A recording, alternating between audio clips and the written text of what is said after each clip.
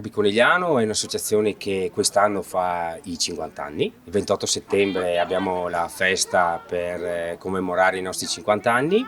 Siamo un'associazione che spazia tutte le categorie, quindi andiamo dai mini rugby fino alla squadra seniores, quindi under 6, under 8, 10, 12, 14, 16, 18 e la squadra seniores che milita nel campionato C1.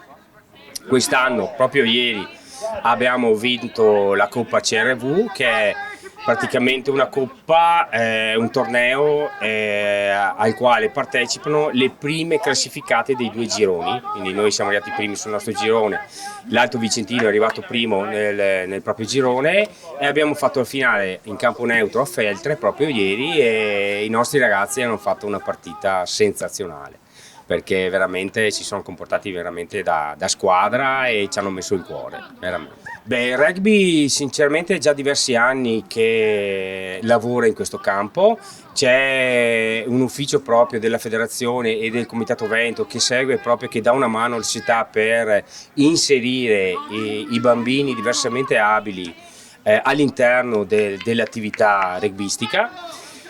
È un progetto che vogliamo assolutamente mettere in piedi. Stiamo vedendo di partire a settembre, ancora dobbiamo chiudere alcune cosette, però il nostro obiettivo è quello di partire a settembre, pian pianino logicamente, perché è un ambiente un po' delicato e comunque dobbiamo formare le persone che seguono sti ragazzi.